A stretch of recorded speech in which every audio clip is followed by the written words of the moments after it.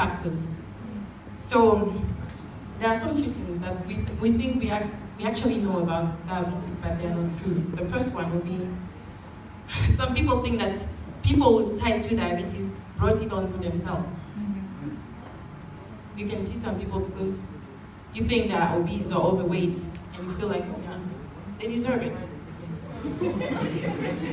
Right? So, some people do think like that.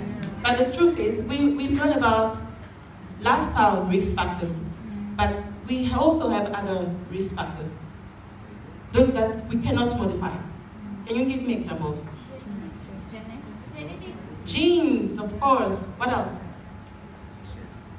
Gender. Can you change your gender? You can't. What about your age? Can you? You cannot change your age. Family history. If diabetes runs in your family, can you change something about it? No, you can't, right? So those are some of the factors that you cannot change. Those you can modify, those are the ones that actually shift the balance, right? Those you cannot modify, like genes or family history, you can change, but those you can modify, those are the ones that shift the balance, right? So we shouldn't be judgmental to people. Second thing, at some point I even thought I was true. Too much sugar causes diabetes. It doesn't, actually. We have learned about different types. It doesn't. The only thing that eating too much sugar does is causing you to gain weight. It doesn't cause you diabetes. You gain weight when you eat too much sugar. It doesn't have anything to do with diabetes. I'm not saying you should start eating too much sugar. I'm just saying it doesn't cause diabetes. But you gain weight. Okay. What else? Some people think that type 2 diabetes can be permanently cured. That's not true. You can't cure diabetes. Type 2 diabetes. You cannot. There is no way. If people tell you, you have to eat this, you have to do that to get it cured, that's not true. Don't believe. Just, you take your medication, you have a proper diet, you just, for your whole life. Don't stop. What else? Okay, some people do think that when you are type 2 diabetic patient and you go on insulin, it means that you have failed the treatment. That's not true. That's not true. You know that we don't give actually insulin to type 2 diabetic patient, right? You didn't know. We gave them we actually give them other medication, not actually insulin at first. And then at some point, that's when we start giving insulin. But it doesn't mean that they failed their treatment. It just means that the disease has progressed and they have to go on insulin. That's all I mean. Okay, last thing. People with diabetes can't eat sweets or must eat a specific diet. That's not true. Like, every diabetic patient is different. And for every patient, you just tell the person what they have to eat. They don't have the same diet. So they can eat sugar. Some of them, they can actually eat sugar, sweet food. So yeah, it's not true. Okay, last thing about diabetes is like, it's about artificial sweetness. Do you know, like, they take, not actual sugar, like other sweetness, artificial. Yeah, it's actually not that good to take it, because it actually increases your resistance to insulin. So you should really get proper advice when you want to go to those sweetness. Okay, let's move on. Myths about baby gender.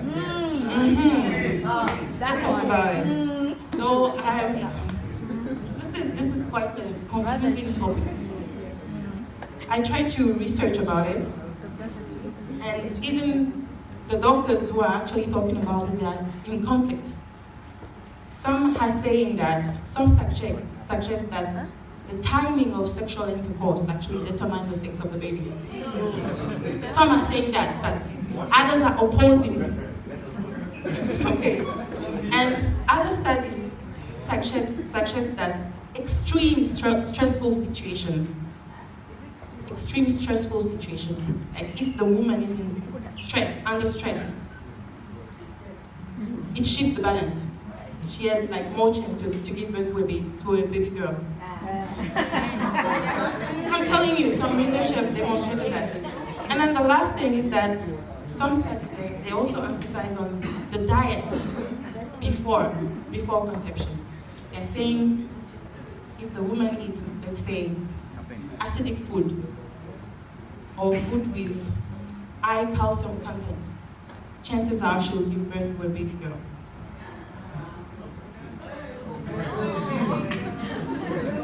So it's really conflicting. If you really think that, okay, I can work on it and just have boys and follow these things, I don't think it will work. Because they are not 100% sure. So what I can say, because some people, they really want to know. Yes, ma'am. They really want to know. I just, two advice. To have a boy, what can you do? You have to have sexual intercourse as close as possible to the ovulation period. As close as possible to the ovulation period. So, like if you are a girl, ladies, we do know, we calculate those things, right? So you know, you have to tell your husband, this is the day. Right? If you want a boy, you just calculate and you make sure, okay, tomorrow, it's my ovulation day. So you tell him that, as close as possible as the ovulation period. And you have to make sure that before that, you'll be eating a lot of vegetables, legumes, fruits, and you have to avoid dairy products. Okay? And then you have to be stress-free. Don't think too much. Don't be stressful, like just, relax. We don't know. Okay, there is this membrane that actually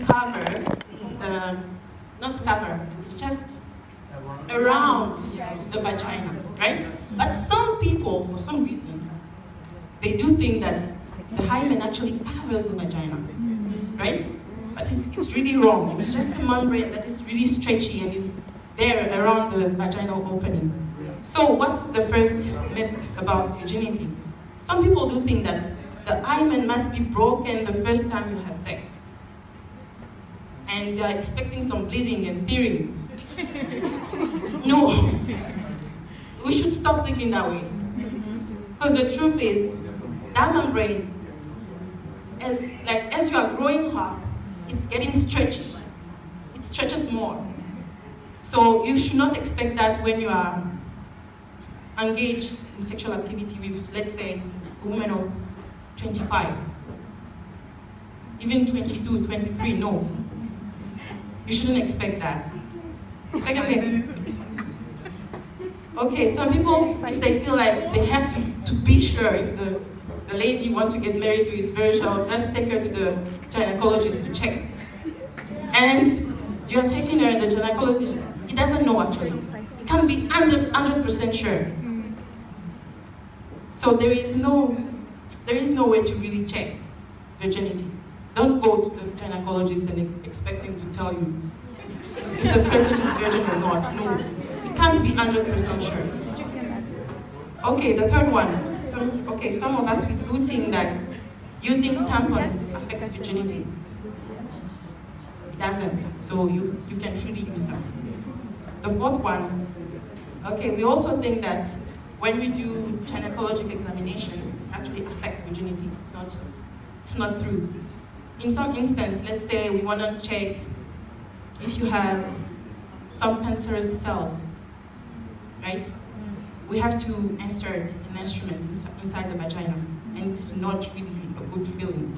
So, let's say here in China, we actually do ask the patient before. Like, if the patient say, I'm virgin, we are not allowed to insert the instrument. We can't do the examination for her. But the truth is, it doesn't affect virginity, so we can just do it. But we don't do if the patient say, I'm virgin. It's just to be, this. So, fifth one. Sexual partner can't tell if a woman is a virgin.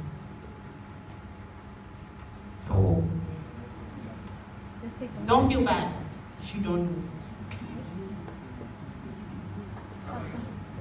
The sexual partner cannot tell if a woman is a virgin. So if you feel that way, if you feel like, I'm not sure this thing, I don't know. Don't feel bad.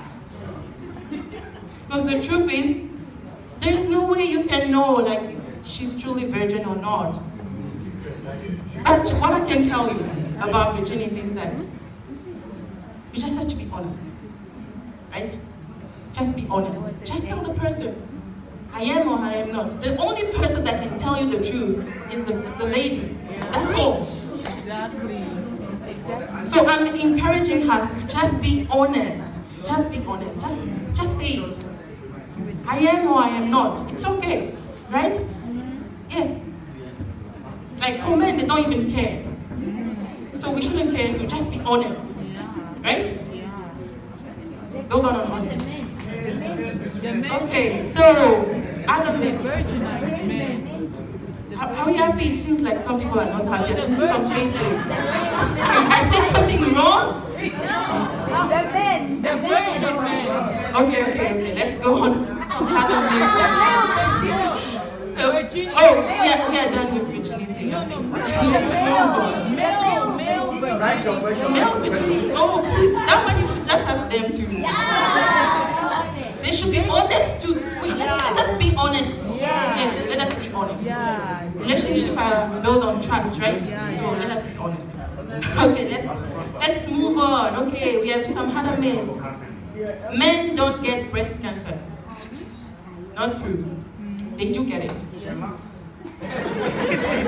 They do get breast cancer. So don't think that you're just excluded from the group.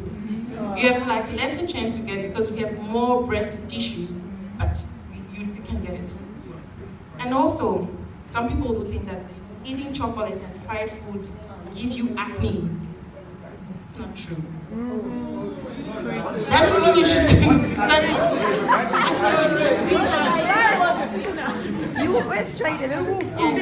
Yes. So it doesn't have anything to do with chocolate or fried food. No. The only thing that's chocolate and fried food does is giving you more weight. Okay. Another one. Some people do think that you shouldn't wake sleepwalkers. You heard that, right? It's not true. You should really wake them before they do something harmful. Yeah. You can wake them. So there is nothing wrong with that. And then something else. Some people think that you shouldn't wake sleepwalkers. Sleepwalkers. Those yes. You can actually wake them when you see them. Okay, something else. For healthy people, some people think that they have to drink 8 glasses of water per day. It's not true. If you are healthy, 1 glass is fine. If you are healthy, you don't have to force yourself into drinking 8 glasses of water. You can just drink 1 because there is water in juice, there is water in coffee, there is water in vegetables, there is water in everything that you actually eat. There is water. If you are healthy, I have to repeat myself. If you are healthy, please listen carefully. If you are healthy, you can drink 1 glass. You don't have to force yourself into drinking 8, right? You can drink 1, you can drink 2, you can drink 3. Exactly. Don't force yourself if you are healthy. Okay, let's move on. What else? Okay, some people do things that eggs are bad for your heart. Would it? Right? Eggs. You heard that, right? You didn't? Okay, I heard that. Like, eating like too much eggs is actually bad for your heart. But it's not really true. When you are healthy, you can eat 2 eggs every day. It's fine. When you're healthy, I have to repeat myself. When you're healthy, you can eat 2 eggs every day. Okay. 2 eggs. Let's. Okay, something else. Oh, okay. Some people think that eating breakfast to lose weight is good. Eating breakfast. Eating breakfast is good to lose weight. Okay, I'll tell you the truth. For some people, it does work. When you eat breakfast, you're just full for the day. You want more. Like but that's not really true. You can apply that for everybody. Some people, they can just skip breakfast and be fine. So the last one, cracking joints causes arthritis. What? What? Cracking. Oh, cracking your knuckles. Some people do think that it causes arthritis. That's not true. It doesn't, obviously. Okay, so we are done with medical myth. We've learned a lot, right? Yes. So let's move on quickly. Sickle cell anemia and blood groups. Do we all know our blood groups?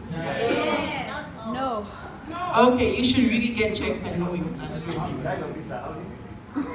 And yeah, I just put a list of blood groups and who you can give to and who you can receive from, right? You can all see from the board.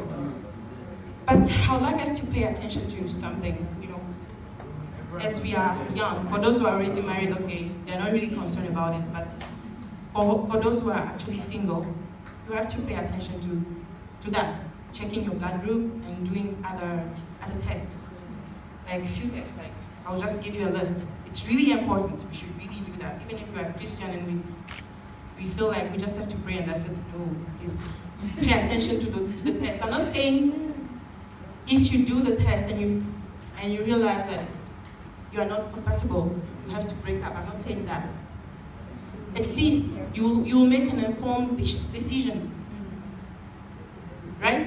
When you know, you just have to decide if I want to move on or if I will just, go, right? So, list of tests. The first one should be, all know, HIV and STD, right? That's the first test. The second one, blood groups, obviously. And then we should test also sickle cell, thalassemia, and then hemoglobin C disease, right? And then we should also test for any chronic medical conditions, such as diabetes, hypertension, all of that. And then fertility tests. We have to. Before, I'm not saying when you get married and then you start going for fertility tests. No, before. So that at least you know. Right? Jerry, you are looking at me thinking. At least you know. You have to do it before getting married. So, I'll just talk more about those tests when it comes to sickle cell, thalassemia, and hemoglobin C gene. We all know sickle cell, right? Sickle cell anemia. It's a disorder that is related to the shape of the red blood cells. The shape is so different that it can actually cause occlusion of blood vessels. In the same way we showed the picture for atherosclerosis, right? It can also cause occlusion of the blood vessels, and it leads to many disease and complications. So it's really something that we should take seriously, right? So when we talk about sickle cell anemia, we have those different hemoglobin. They have a different shape compared to the normal one. And the reason why I want us to really consider taking those tests is because when they do studies and they have shown that 1 in 12 people of African descent do actually have the trait of this disease. 1 in 12, can you believe that? 1 in 12, it's, wow. 1 in 12 have the trait of people of African descent. And then we also have Italians, Greeks, and those of Mediterranean countries. They come after, but African descent first. And then it actually reduces life expectancy by 25 years. So really, you should consider that. You should really do the test, because if you have babies who are sickle cell, and if they have sickle cell anemia, just think about it. Their life expectancy will be reduced by 25. Wow. You should really consider that. Okay, next disease is thalassemia, right? It's also a disorder of hemoglobin, but the shape is not that abnormal, but the blood cells are actually smaller than normal. And their lifespan is actually small too. Like it's not that long as 120 days, it's actually shorter. So also affects Mediterranean, African, and Indian. So we should really, think about it. So when you get tested, you actually, for all of those diseases, you can either be a carrier, which means you have the trait in you, but you don't actually manifest any of the symptoms. So you won't even know that you have it, but it's just there in you. You're just carrying the gene, right? That's why you have to get checked. The last one, hemoglobin C disease, it's not that severe as the first two, thalassemia and sickle cell. Hemoglobin C is less severe. So that one also, the shape is different. It's actually close to sickle cell, but it's sickle more, like less, not more, less. The shape is kind of normal, but it's a bit sickle. And it's more common in West Africa due to the protection against malaria. So if you are from a West African country, I really suggest that you test for hemoglobin C disease when you want to get married. So I hope we all understand why we have to get tested. Yes, that's great. So yeah, that's all for me.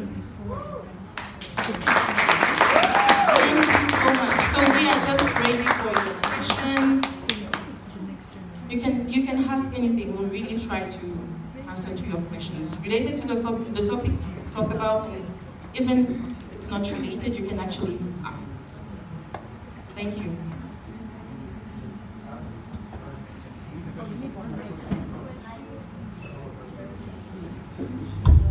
Just a moment.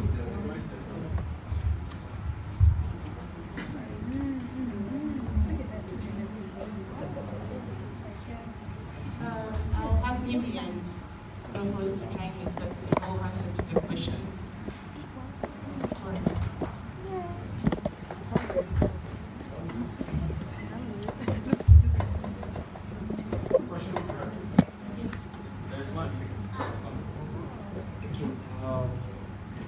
I have two questions. So, first of all, how healthy is eating routine foods? Like, for example, I take bread and tea every day in the morning. So, how healthy is that? I want to know. Because recently, I think I've read that milk can add to cholesterol or something like that. And we talked about cholesterol today. I'm a little bit concerned about eating bread and tea every day in the morning. Okay, that's one. Then two, recently I've also discovered that maybe when I'm stressed, I get this movement in my skin somewhere around. Like sometimes it happens in my arm, sometimes it happens in my hand, sometimes my leg. Just something just keeps moving, like it just keeps sitting there. I feel it. Not like it's not like warm or something, but then I can look at it and I see that there's a movement on the skin, something like that.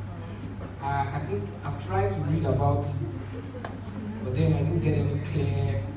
Maybe you can share more light into it. I'm a little bit concerned. So it's not something dangerous with my health.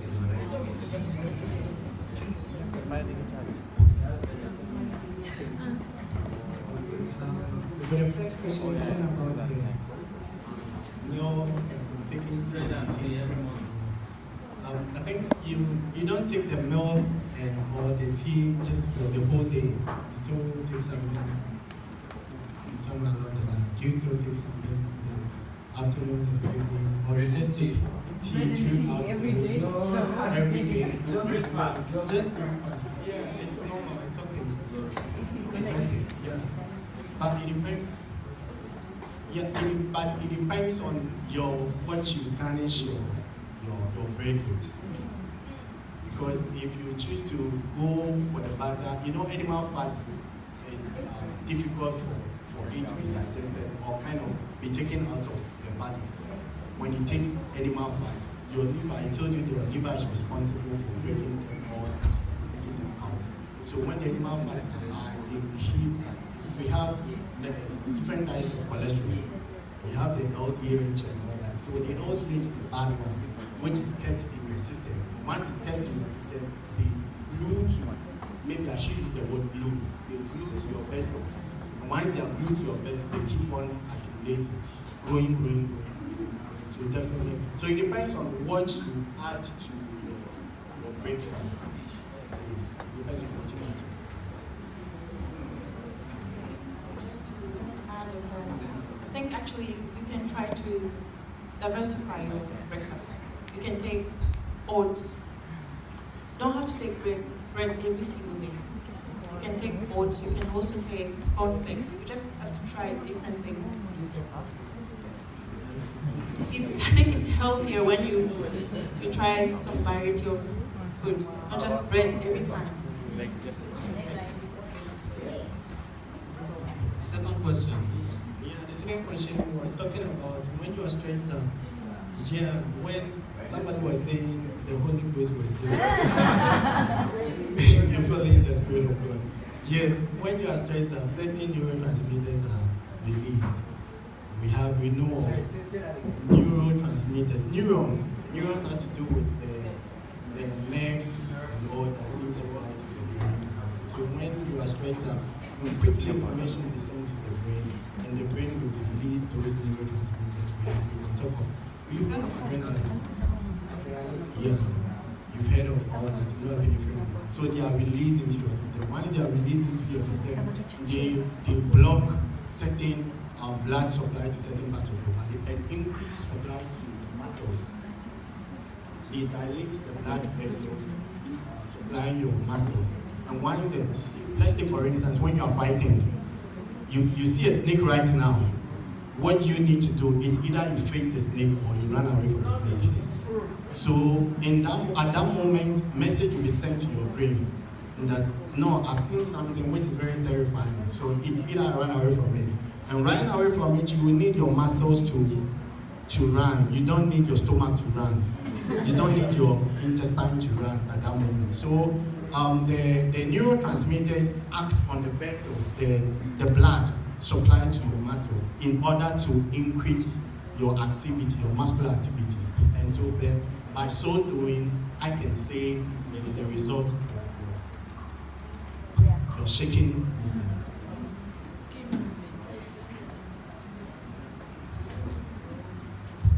Okay, thank you. My question goes to my brother over there. I have few questions. Few questions. Yeah.